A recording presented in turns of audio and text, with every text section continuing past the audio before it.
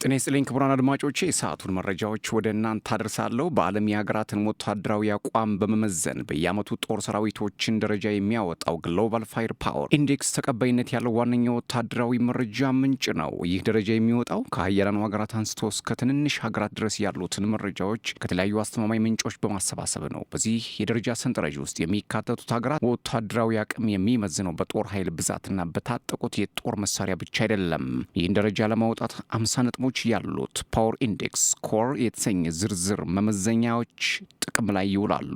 ከነዚህ መካከል የህዝብ ብዛት፣ የሰራዊት ቁጥር፣ የጦር መሳሪያ ብዛትና አይነት፣ የተፈጥሮ ሀብት፣ የገንዘብ አቅም፣ መልክዓ ምድርና ሌሎችም ይገመገማሉ። በዓለም ላይ ሀያል ወታደራዊ አቅም ያላቸው በምጣኔ ሀብት የዳበሩት ዩናይትድ ስቴትስ፣ ሩሲያም፣ ቻይና፣ ህንድና ደቡብ ኮሪያ ከአንደኛ እስከ 5ኛ ደረጃ ላይ የሚገኙ ሲሆን ሌሎቹ ምዕራባውያንና ሌሎች ሀገራት በደረጃው ሰንጠረዥ ላይ በተከታይነት ይገኛሉ።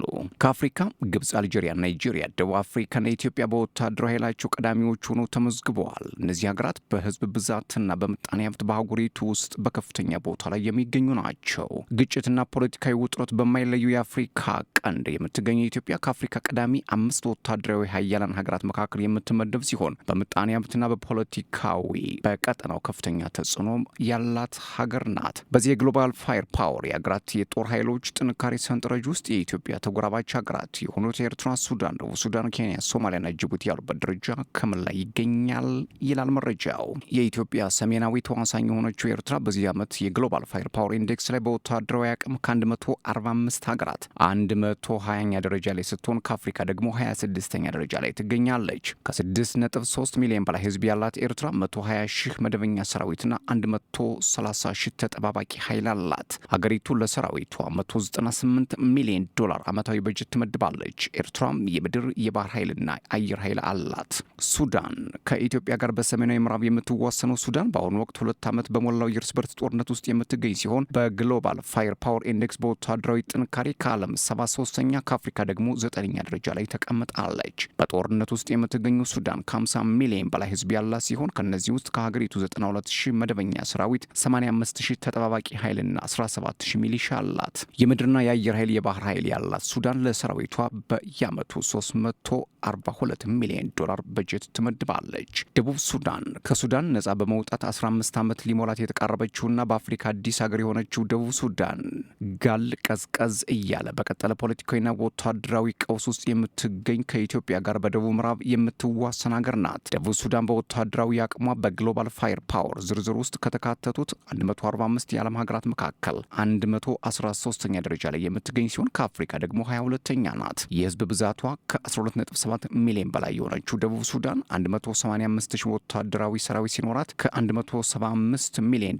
በላይ በጀት ለምድር ጦር፣ ለአየር ኃይልና ለባህር ኃይሏ በየዓመቱ ትመድባለች። ከኢትዮጵያ በስተደቡብ የምትገኘው ኬንያ ጠንካራ የሆነ ምጣኔ ሀብት ካላቸው የአፍሪካ ሀገራት አንዷ ስትሆን በዙሪያ ካሉ ሀገራት ጋር ሰላማዊ ግንኙነት ያላት፣ በግዛቷ ውስጥም የታጠቀ አማጺ ኃይል የሌለባት ሀገር ናት። የኬንያ ዋነኛው የደህንነት ስጋት በጎረቤት ሀገራት ሶማሊያ የሚንቀሳቀሰው እስላማዊው ታጣቂ ቡድን አልሸባብ ነው። በዚህ ምክንያት ሰራዊቷ በዋነኝነት የሚሰማራው ከሶማሊያ ጋር በምትዋሰንበት የድንበር አካባቢ ነው። 58 ሚሊዮን ህዝብ ያላት ኬንያ 50 ሺህ መደበኛ ሰራዊትና 25 ሺህ ሚሊሻ ያላት ሲሆን በግሎባል ፋየር ፓወር ኢንዴክስ ሰንጠረዥ ከአፍሪካ ሀገራት መካከል 11ኛ ደረጃ ላይ እንዲሁም በዓለም 83ኛ ላይ ትገኛለች። የምድር ጦር፣ የአየር ኃይልና የባህር ኃይል ያላት ኬንያ ለሰራዊቷ በየዓመቱ ከ1 ቢሊዮን 307 ሚሊዮን በላይ በጀት ትመድባለች።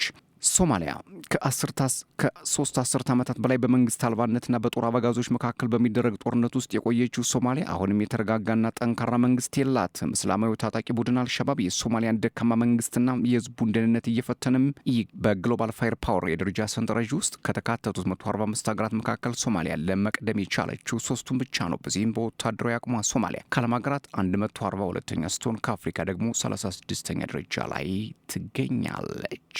ጅቡቲ ከኢትዮጵያ ጎረቤት ትንሿና በአፍሪካ ቀንድ ወሳኝ ቦታ ላይ የምትገኘው ጅቡቲ ግሎባል ፋየር ፓወር የወታደራዊ ኃይል ምዘና ዝርዝር ውስጥ መደበኛ ደረጃ አልተካተተችም። ጅቡቲ ወሳኝ የሆነው የባህር ንግድ እንቅስቃሴ በሚተላለፍበት የኤደን ባህረ ሰላጤ መግቢያ ላይ የምትገኝ ሲሆን በርካታ ሀያላን ሀገራት ወታደራዊ የጦር ሰፈሮችን በአገሪቱ ላይ ማቋቋማቸው ይታወሳል።